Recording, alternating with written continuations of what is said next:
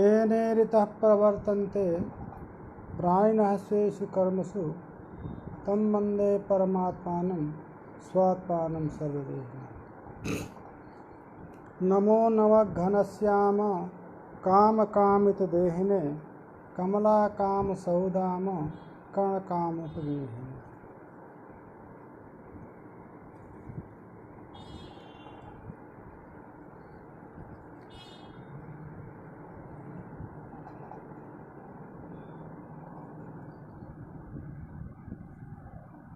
आकांक्षा स्वरूप का विचार कर रहे थे।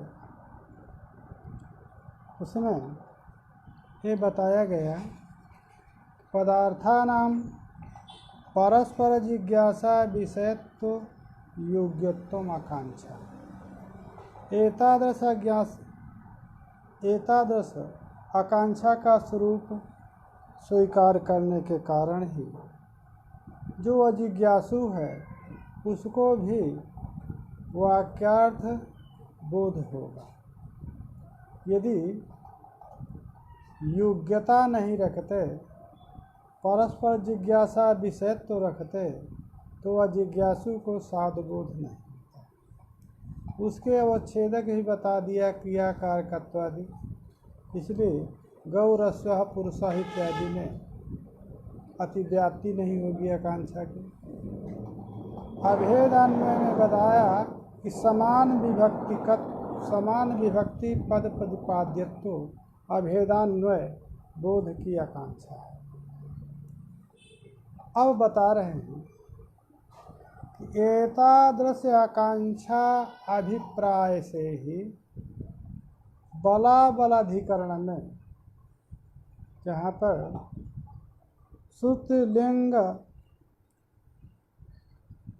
जहाँ बलाबलाधिकरण में परस्पर जिज्ञासा विषय योग्यता रूप मानने पर ही अन्वय बोधा भाव रूप आकांक्षा नहीं है। यदि अन्वय बोधा भाव रूप आकांक्षा मानते तो श्रुतिलिंग वाक्य प्रकरण स्थान समाख्यानाम समवाये पारदौर्बल्यम अर्थ विपक्रसत्वात्, यह जैनी का न्याय है। किसी की अंगता निर्धारण करने के लिए किसी याग में किसी वस्तु की, किसी याज्ञ की या किसी याग के किसी अंग के साथ अंगांगी भाव निर्धारण के लिए श्रुति लिंग प्रमाण, श्रुति लिंग प्रकरण स्थान और समाख्या, ये 5 प्रमाण श्रुति लिंग वाक्य प्रकरण स्थान और समाख्या 6 प्रमाण माने जाते हैं। 6 प्रमाणों के द्वारा ही किसी की अंगता, किसी का किसी के साथ अन्वय निरूपण होता है।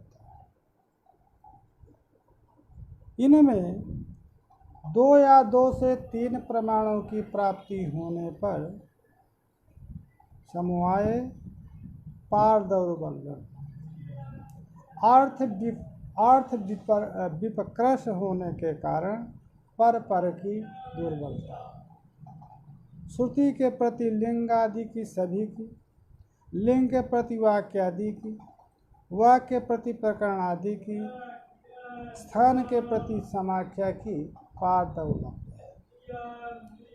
एतादृश जो बलाबलाधिकरण हैं, ये बलाबलाधिकरण में पूर्व के प्रति पर की दुर्बलता में यही जो आकांक्षा है, एतादृश आकांक्षा ही इसमें नियामक है। इसी के कारण पूर्व के प्रति पर की दुर्बलता है। एक दृष्टांत दिया, वैश्यदेव्या अमिच्छा वाजिभ्यो वाजिनम। अब अमिच्छा छेना और वाजिन जो बचा हुआ गिरा हुआ जल, उसको वाजिन कहते हैं। अब वाक्य है वैष्णदेव्यामिच्छा वाजिभ्यः वाजिनम, ये श्रुति वाक्य है। अब यहाँ पर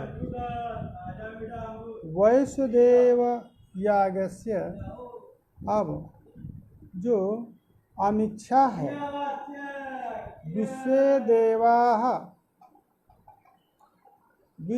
देवाः यस्याः सा वैष्णदेव्या, ये तद्धित श्रुति के द्वारा वैष्णदेव्या वैष्णदेव संबंधी अमिच्छा, वैष्णदेव्या में जो तद्धित श्रुति है वो तद्धित श्रुति के द्वारा अमिच्छा का अन्वय वैष्णदेव याग से माना जाता है।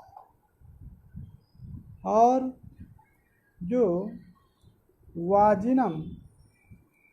वाजिन जो बचा हुआ श्रेष्ठ जल है, उस जल से वैष्णदेव का अन्वय नहीं होता, अपितु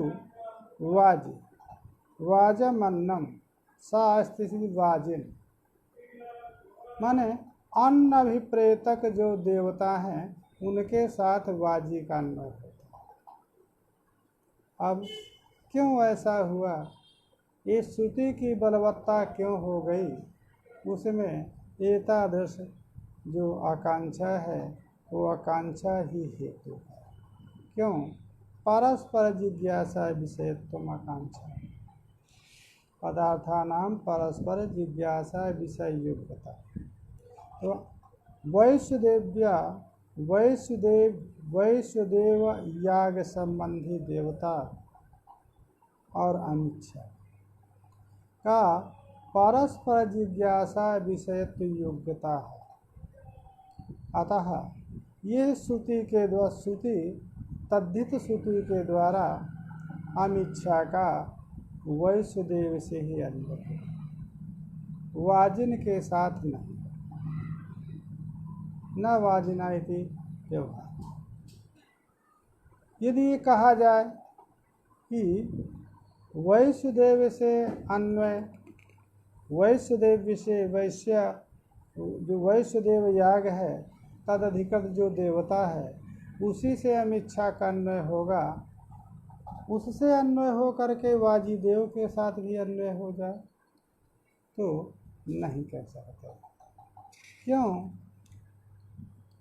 ननु तत्रापि वाजिनस्य जिज्ञासा अविषयत्वेपि, कहा मान लीजिए आपने जिज्ञासा योग्यता कहा है, तो जिज्ञासा विषय न होने पर भी जिज्ञासा शांत हो, अमिच्छा केभ्यः देवेभ्यः तो वैष्णदेवेभ्यः आकांक्षा समाप्त, परंतु आकांक्षा योग्यता तो वाजिनस्य जो वाजिन है वो वाजिन का आकांक्षा भले ही न हो, परंतु जो वाजिन है वो वाजिन का भी जिज्ञासा का विषय न होने पर भी उसका अन्वय योग्यता तो है। कैसे योग्यता है उसको उन्होंने बताया कि प्रदे द्रव्यत्वस्य याग निरूपित जिज्ञासा विषयता योग्यता उच्छेदकत्व, क्योंकि प्रदेय द्रव्यत्व दोनों में है, अमिच्छा में है और वाजिन में भी है। तो प्रदेय द्रव्यत्व यह जो है याग निरूपित जो जिज्ञासा है, याग निरूपित जो जिज्ञासा है वो जिज्ञासा विषयता योग्यता अवच्छेदक प्रदेय द्रव्यत्व। तो प्रदेय द्रव्यत्व जिस प्रकार से अमिच्छा में है उसी प्रकार से वाजिन में भी है। तो वाजिन में जिज्ञासा भले ही न हो, क्योंकि जिज्ञासा की शांति अनिच्छा के साथ हो गई, परंतु वाग याग निरूपित जिज्ञासा विषयता का योग्यतावच्छेदक प्रदेय द्रव्यत्व है। प्रदेय द्रव्यत्व दोनों प्रदेय द्रव्य में है, वाजिन में भी है और अनिच्छा में है। अतः अनिच्छा के अन्वय के बाद वैश्वदेव के साथ वाजिन का भी अन्वय प्राप्त है। उसको लिख रहे हैं कि वैश्वदेव के साथ अनिच्छा का अन्वय हो जाने के बाद जो आप प्रदेय द्रव्यत्वेन याग निरूपित जिज्ञासा विषय योग्यता व छेदकत्व मान करके आप वाजिन का भी अन्वय कह रहे हैं, वो संभव है। क्यों? स्वसमान जातीय पदार्थ अन्वय बोध विरह सहकत प्रदेय द्रव्यत्व से कहा। ठीक है, याग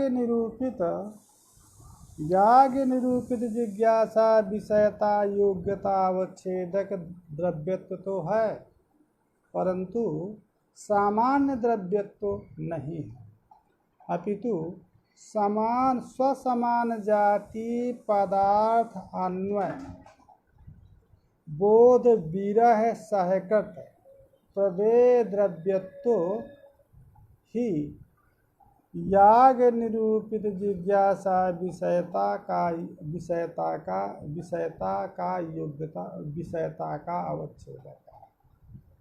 योग्यता का अवच्छेदक। अब ले लीजिए, अनिच्छा के साथ अन्वय हो गया, तो स्व से लिया आपने जिसका अन्वय पुनः अभिप्रेत है वाजिन, तद समान जातीय जो पदार्थ है वो अनिच्छा, उस अनिच्छा के साथ बोध हो गया। बोध जब हो गया तो तद विरह सहकत प्रदेय द्रव्यत्व वाजिन में याग निरूपित जिज्ञासा विषयता योग्यता अवच्छेदक द्रव्यत्व तो है, परंतु हमको एतादृश द्रव्यत्व को याग निरूपित जिज्ञासा विषयता योग्यता अवच्छेदक कहना है, जो स्वसमान जाति पदार्थन्वय बोध विरह सहकत प्रदेय द्रव्यत्व जिसमें हो। अनिच्छा के साथ जब अन्वय हुआ तो स्व माने अनिच्छा, तद समान जाति जो पदार्थ वाजिन, उस वाजिन के साथ अन्वय नहीं हो पाया, उसके साथ अन्वय नहीं है। उस अन्वय बोध विरह सहकत प्रदेय द्रव्यत्व जो है अनिच्छा में है, तो अनिच्छा का तो अन्वय उसके साथ हो गया। अनिच्छा के अन्वय के उत्तर काल में जो वाजिन के अन्वय के लिए बात आ रही है, उसमें याग निरूपित जिज्ञासा विषयता योग्यता अवच्छेदक स्वसमान जातीय पदार्थन्वय बोध विरह सहकत प्रदेय द्रव्यत्व नहीं, अपितु विरह कृत ही है, क्योंकि स्वसमान जातीय स्व वाजिन तद समान जाति अनिच्छा उस पदार्थ से अन्वय का विरह नहीं है, अपितु अन्वय हो गया वैश्वदेव के साथ। अतः विरह सहकत प्रदेय द्रव्यत्व नहीं है, अपितु विरह सहकत नहीं है, अपितु अन्वय सहकत है। अतः उसमें वाजिन द्रव्यस्य स्वसमान जाति अन्वय बोध सहकतत्वेन तादृश अवच्छेदकत्वाभाव अनिच्छायान्तु नैव। अमिच्छा में ऐसा नहीं है, क्योंकि वाजी अन्वयस्य तद अनुस्थापनात्, क्योंकि वाजिन का अन्वय उसका उपस्थापक है नहीं। जो श्रुति है उस श्रुति के बल से पूर्व में अन्य प्रमाण से जो प्राप्त है, जो वाजिन का अन्वय प्राप्त है, वो प्राचीन का अन्वय श्रुति प्रमाण से उस प्रमाण की दुर्बलता होने के कारण वाजिन से अन्वय न होकर के इससे पहले अनिच्छा के साथ अन्वय हो गया। वाजिन का अन्वय स्वसमान जाति अन्वय बोध सहायकृत है, विरहकृत नहीं है। अतः तादृश याग निरूपित जिज्ञासा विषयता युगतावच्छेदकत्व रूप द्रव्यत्व उसमें नहीं है, अतः अन्य उसका उपस्थापक नहीं है। अन्य उदाहरण में भी जहाँ पर भी दुर्बलता का प्रकरण है, वो दुर्बलता प्रयोजक जहाँ पर भी जो लिंग से प्रकरण आदि की दुर्बलता है, प्रकरण आदि से वाक्य आदि की दुर्बलता है, वहाँ पर भी दुर्बलता प्रयोजक आकांक्षा विरह एवं आकांक्षा विरहता ही दुर्बलता का प्रयोजक है। अन्य उदाहरणों में भी जैसे एक आध देख लीजिए। और ऐन्द्रः गार्हपत्यम उपतिष्ठते, यहाँ पर ऐन्द्रा गार्हपति तत्र श्रुत्या, तो ऐन्द्र इंद्र देवता अस्य स ऐन्द्र, और उसके बाद उसमें तृतीया श्रुति है। तो ऐन्द्र गार्हपत्यम इत्यत्र जो श्रुति है, और वहाँ पर तो ऐन्द्र का गार्हपत्य अग्नि के साथ अन्वय हो, अथवा कदाचन तरसी नेन्द्रसश्चसि दायुषे इत्यस्य गार्हपत्य अंगत्वाभावे निराकांक्षत्व। अब वो गार्हपत्य के साथ यहाँ पर इस का अन्वय गार्हपत्य के अग्नि के साथ हो अथवा इंद्र के साथ हो। अब यहाँ पर जब ऐन्द्रिय श्रुति के साथ अन्वय गार्हपत्य का अन्वय हो गया तो निराकांक्ष हो गया। तो लिंग से सत्व लिंग से न प्रमाणम, यहाँ पर लिंग है ऐन्द्र, क्योंकि जो लिंग है तो लिंग और श्रुति का जहाँ पर विरोध है, लिंग जो प्रशंसा वचन वाक्य हैं, कदाचन स्तरीरसी नेन्दसहचसि जायुषे इत्यैन्द्रम अधिक प्रकरण गार्हपत्य नामक आंगिकर्मक स्तवनम। यहाँ पर यह जो इति ऐन्द्रम ऋक्, तो इंद्र देवता यस्या सा ऐन्द्री ऋक्, ऋक् शब्द स्त्रीलिंग है ऐन्द्रिय। अब यहाँ पर यतः कदाचन तरितसी निन्दसश्चरसि दायुषे, यहाँ पर इंद्र की स्तुति में कहा गया है, अतः यहाँ पर इंद्र के साथ अन्वय प्राप्त है। परंतु जब श्रुति के बल से गार्हपत्य की अग्निका के साथ अन्वय हो गया तो शेष लक्षण जो इंद्र है उसकी बाधकता हो जाती है। लिंग से न प्रमाणम ऐन्द्रागापमित्यत्रतु कदाचन तरिजायसे नया ऋचया।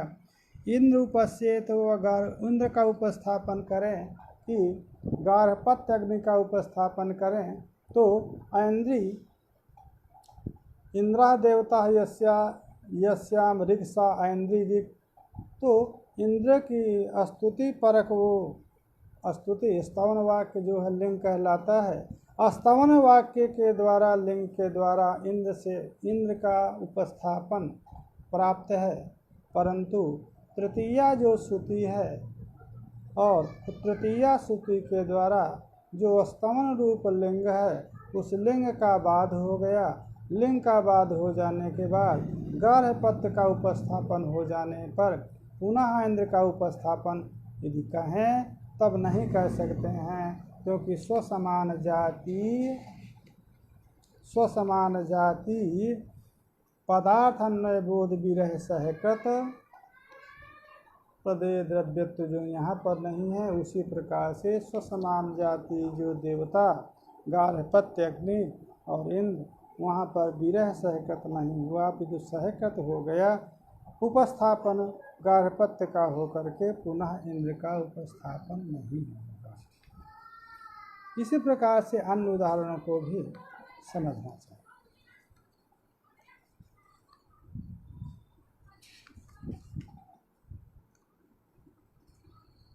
अब आकांक्षा को बताने के बाद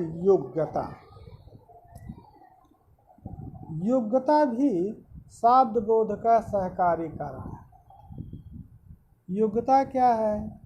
तात्पर्य विषय संसर्गा बाधा योग्यता, ये इन्होंने योग्यता का लक्षण किया। न्याय सिद्धांत में योग्यता का लक्षण क्या किया है?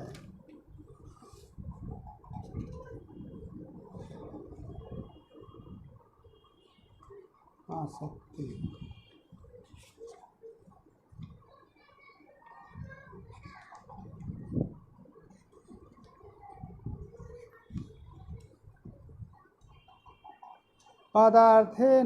पदार्थे तत्र तदवत्ता योग्यता।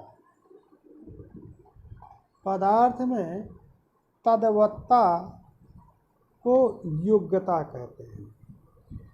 पदार्थ एक पदार्थे अपर पदार्थ संबंधो योग्यता, एक पदार्थ का अपर पदार्थ किसी के साथ जो संबंध है वो योग्यता है।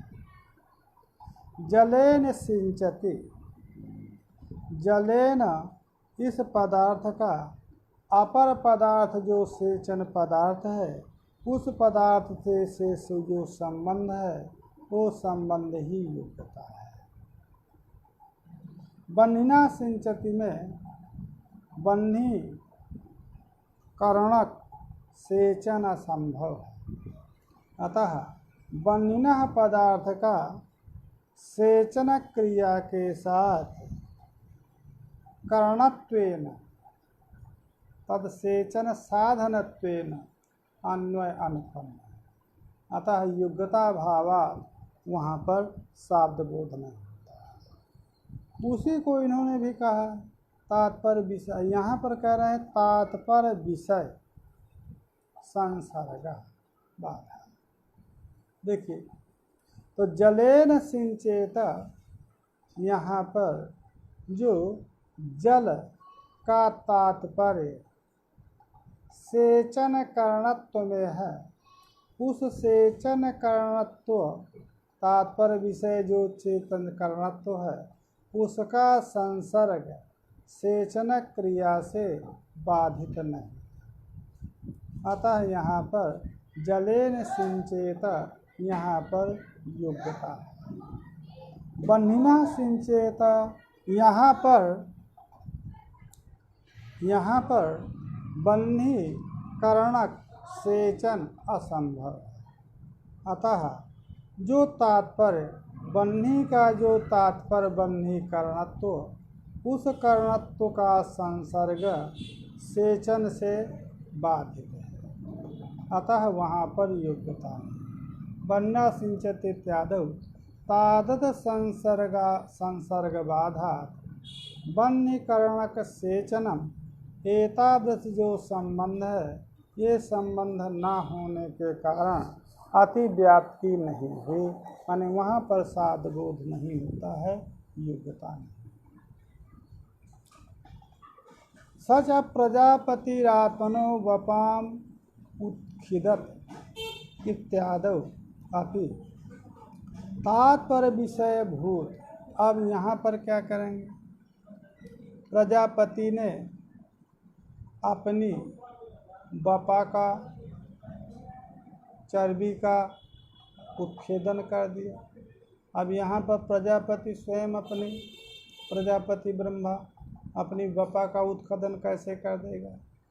कहा ये इत्यादौ अपि तात्पर्य विषयी भूत, जो पशु वपा याग प्राशस्त। यहाँ पर तात्पर्य वहाँ पर है जो विषयभूत पशु याग की प्रशस्ति है। पशु याग ये अर्थवाद वाक्य है। अर्थवाद वाक्य होने के कारण प्रजापति आत्मानो वफा उखदित। यहाँ पर पशु याग का ये प्रशंसा वाक्य है, प्रशस्ति परक। अतः प्रशस्ति परक होने के कारण प्रशस्ति माने प्रशंसा का बाध नहीं, केवल तात्पर्य विषय वहाँ पर पशु याग की प्रशंसा है, उस प्रशंसा का बाध नहीं है। तात्पर्य विषय भूत जो विषय संसर्ग है वो संसर्ग प्रशंसा है। अतः प्रशंसा का बाध न होने के कारण वहाँ पर भी योग्यता मानी जाती है और साध वस्तुतः अर्थ देखने पर योग्यता नहीं मालूम पड़ रही है, क्योंकि प्रजापति स्वयं अपनी बपा का उत्छेदन कैसे करेगा, कैसे फाड़ेगा, कैसे निकालेगा? तो यह योग्यता का बाध है। परंतु कहा वहाँ पर यह इस वाक्य का प्रजापति के बपा का उत्खनन और निस्सरण आदि अर्थ है ही नहीं, अपितु ये संपूर्ण जो वाक्य है, जिस प्रकार से जो अर्थवाद वाक्य अन्यत्र हैं, वायुर्वै शैविष्टा देवता, ये अर्थवाद वाक्य है। अर्थवाद वाक्यों का विधि वाक्यों के साथ एक वाक्यता हो करके ही उनका अर्थबोध होता है। स्वतः अर्थवाद वाक्य अर्थ के बोधक नहीं होता, विधि अन्वित होता है। तो वायव्यम पशुमालभेत, यह जो विधि वाक्य है, उस विधि वाक्य के साथ वायुर्वैशेविष्टा देवता, यह जो अर्थवाद वाक्य है, उस अर्थवाद वाक्य के साथ अन्वय होता है, अन्वय हो जाता है। यतः वायु तीव्रगामी देवता है, अतः वायव्य माने तीव्रगामी जो वस्तु है उसका उपलम्भन करना चाहिए। तो ये पूर्व जो वाक्य है, इस वाक्य का स्वतः कोई अर्थ नहीं है, अपितु वायव्यम श्वेतम मालभेत, उस जो विधि वाक्य है वो विधि वाक्य के साथ एक वाक्यता होने पर ये प्रशंसा मात्र है।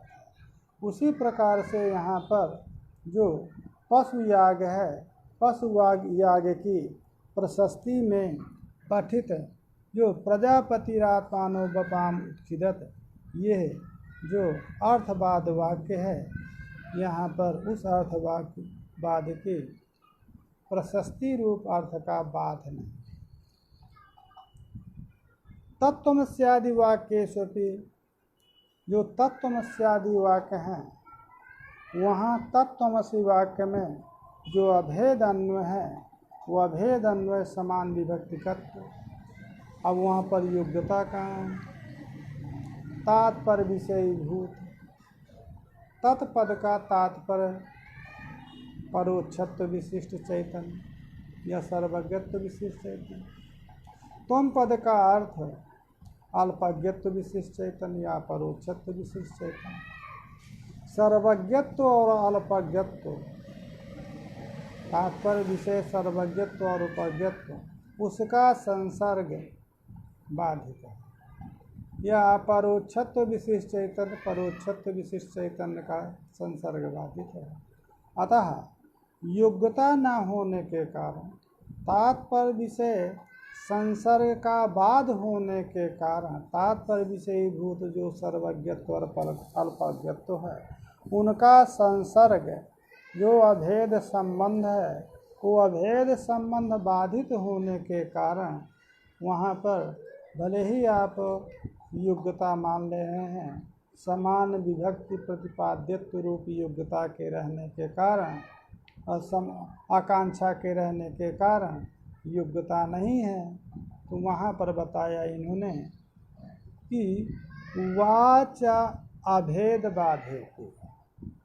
यहाँ पर जो सर्वज्ञत्व विशिष्ट चैतन्य और अल्पज्ञत्व विशिष्ट चैतन्य का वाच्य है, उस वाच्य का अभेद तो बाधित है, परंतु लक्ष्य जो सर्वज्ञत्व विशिष्ट चैतन्य जो तत्वमसि संपूर्ण वाक्य का लक्ष्य अखंड चैतन्य है, अद्वैत चैतन्य है, उस अद्वैत चैतन्य रूप जो लक्ष्य है, वो लक्ष्य स्वरूप में स्वरूप अभेद, लक्ष्य स्वरूप के अभेद में बाधकता न।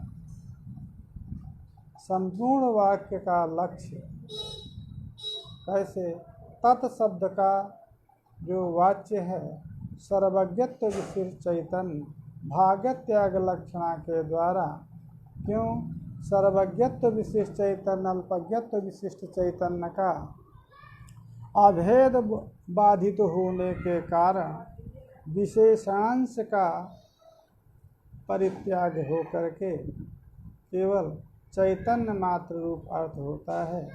उसी प्रकार से तुम पद का अल्पज्ञत्व या अपरोक्षत्व जो विशेषण अंश है, जो अन्वय का बाधक है, उसका परित्याग करके उसका भी चैतन्य अर्थ है, चैतन्य चैतन्य का अभेद है। इसलिए बाधा भावात बाधा भाव बाधा न होने के कारण वहाँ पर योग्यता मानी। आसक्ति, आसक्ति क्या है? अव्यवधानेन पदजन्य पदार्थोपसति, अव्यवधानेन पदजन्य जो पदार्थोपस्थिति है उसको आसक्ति कहते हैं। अतः व्यवहित पदजन्य पदार्थ जहाँ पर होगा वहाँ पर आसक्ति के अभाव में शब्द बोध बाधित होता है। जैसे भुक्तम अग्निमान देवदत्त, हाँ, भुक्तम अग्निमान, भुक्तम पर, हाँ, अग्निमान देवदत्तेन पर्वतः। अब भुक्तम का अन्वय देवदत्तेन के साथ है, अग्निमान का अन्वय पर्वतः के साथ है। अब भुक्तम अग्निमान तो देवदत्त और देवदत्तेन भुक्तम और देवदत्तेन के मध्य में अग्निमान का व्यवधान है। अग्निमान और पर्वतः के मध्य में देवदत्तेन का व्यवधान है। अतः आसक्ति का अभाव होने के कारण शब्द बोध नहीं होता। इस आसक्ति को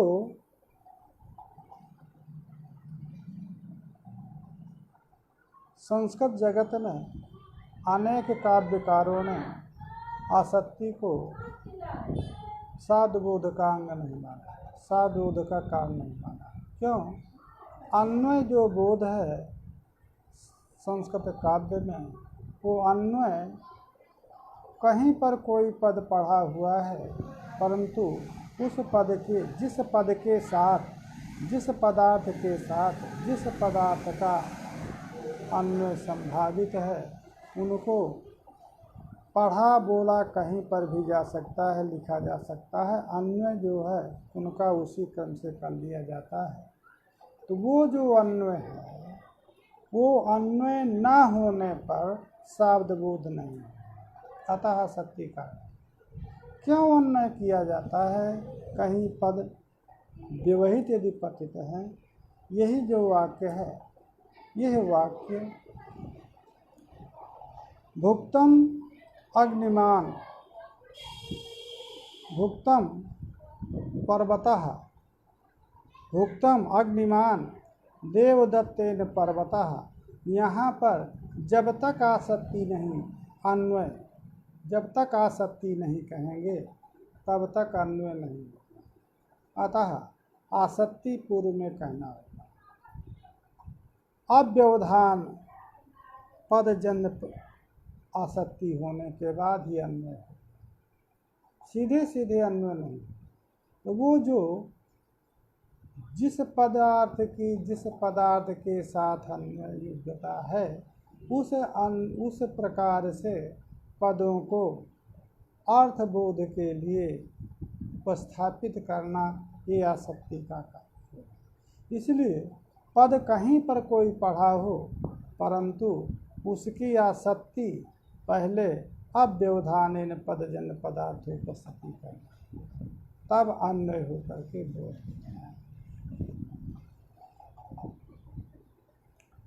मानांतरेण उपस्थापित पदार्थस्य अन्वय बोधाभावात् पदजन्य। कहा ऐसा कहिए ना, पदजन्य की प्रतीति क्यों कह रहे हैं? क्यों लाभ कहिए? अव्यवधानेन पदार्थोपस्थिति। ठीक है, जहाँ पर पदार्थ की उपस्थिति व्यवहित ना हो, उसी को आसक्ति कहा जाए। तब मानांतरेण उपस्थापित पदार्थस्य अन्वय बोधाभावात्। अब मान लीजिए किसी ने कहा पश्यतु, इसके बाद घटम पटम, जो पश्यतु दर्शन क्रिया का जो कर्म है उसका उच्चारण नहीं, और उस पदार्थ की उपस्थिति, घट पदार्थ की उपस्थिति इंद्रिय सन्निकर्ष से हो गई, प्रत्यक्ष प्रमाण से। अब साधबोध हो जाना चाहिए। अब व्यवधानेन, उसने कहा पश्यतु, इसके अव्यवहित उसको पदार्थ की उपस्थिति प्रत्यक्ष से घट की हो गई। अब इसको शाब्दबोध माना जाए, तो यहाँ पर भी शाब्दबोध होने लगेगा, और वहाँ पर शाब्दबोध नहीं होता है। शाब्दबोध, शाब्दक ज्ञान तभी कहलाएगा जो पदों से, अव्यवहित पदों के द्वारा उपस्थापित होना चाहिए, पदजन्य प्रतीति। तो यहाँ पर पश्यतु, यह जो क्रिया है, ये क्रिया का तो पदजन्य उपस्थिति हुई, परंतु जो घट की उपस्थिति हुई वो प्रत्यक्ष प्रमाण से हुई, प्रमाण से, अन्य प्रमाण से। अतः पश्यतु के साथ घट का अन्वय हो करके घट कर्मक दर्शन, तत्कर्तृक घट कर दर्शन, यह ज्ञान नहीं, शाब्दक ज्ञान नहीं माना जाए। अतः पदजन्य पदार्थ ही मानना चाहिए। इसीलिए अशुद्ध पदार्थ स्थले, और इसलिए अश्रुत पदार्थात स्थले पद का अध्ययन करना पड़ता है। जैसे लोक में व्यवहार होते हैं द्वारम, अब यदि द्वारम ये केवल कर्म का उच्चारण हुआ, द्वार कर्म। यदि द्वार बंद है तब उद्घाटय इस वाक्य का अध्याहार करना, पद का अध्याहार करना पड़ेगा। अन्य लोग मानते हैं केवल पदार्थ का अध्याहार करना, माने पद का द्वारम ऐसा कहने के बाद उद्घाटन, यदि बंद है तो उद्घाटन, तो उद्घाटन अर्थ का अध्याहार करके साधुबोध कर लिया जाए, ऐसा कुछ मानते हैं। तो यदि कपाट बंद है, द्वार बंद है, ये द्वार खुला है, तो वहाँ पर द्वारम के उत्तर काल में जो पिधान है, पिधान रूप अर्थ का पदार्थ का अध्याहार करके बोध हो जाना चाहिए, परंतु कहा नहीं होगा, क्योंकि पिधान अर्थ जब पिधान अर्थक पद के द्वारा उपस्थापित होगा तभी असक्ति मानी जाएगी। पदजन्य प्रतीति, पदजन्य पदार्थ की उपस्थिति होनी चाहिए। ऐसे पदार्थ को उपस्थित करके उस शब्द बोध नहीं कहलाएगा। इसीलिए अश्रुत पदार्थ स्थल में उस पद का जिस अर्थ का अन्वय करना है, पिधान आदि अर्थ का द्वार कर्म से अन्वय करना है, तो वहाँ पर पिधेय ही यह वाक्य कहना पड़ेगा।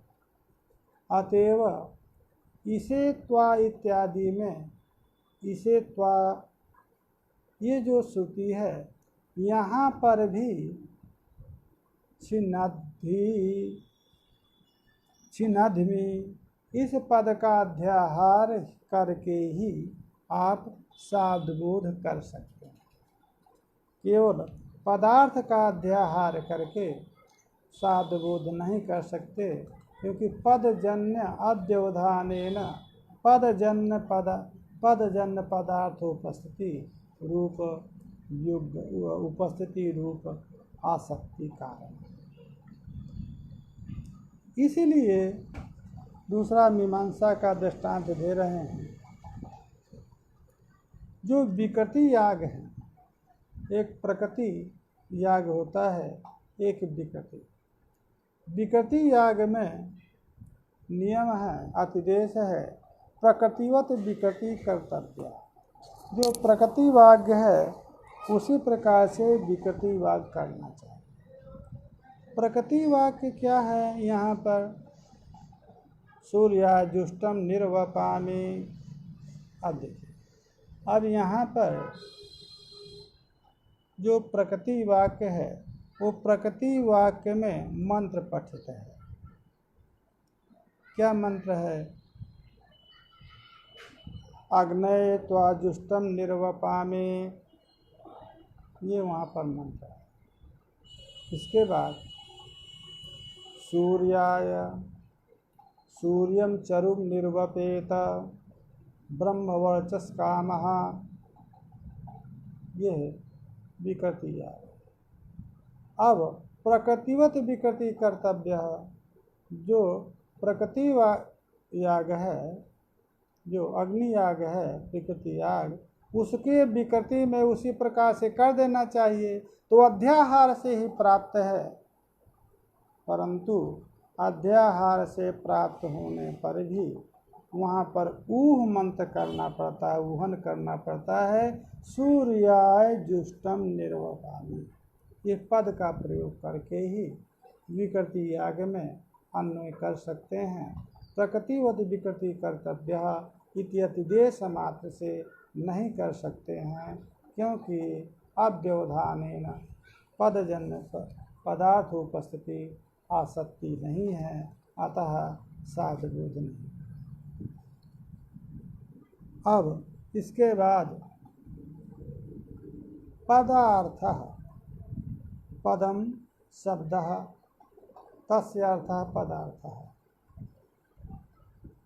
पदार्थ दो प्रकार, पदजन्य प्रतीत विषय पदार्थ है। पद से जन्यमान जो ज्ञान है उस ज्ञान का विषय पदार्थ है। वो पदार्थ दो प्रकार का है, एक शक्य है और एक लक्ष्य है। तो दो ही मान रहे हैं, अन्य तो तीन मानेंगे।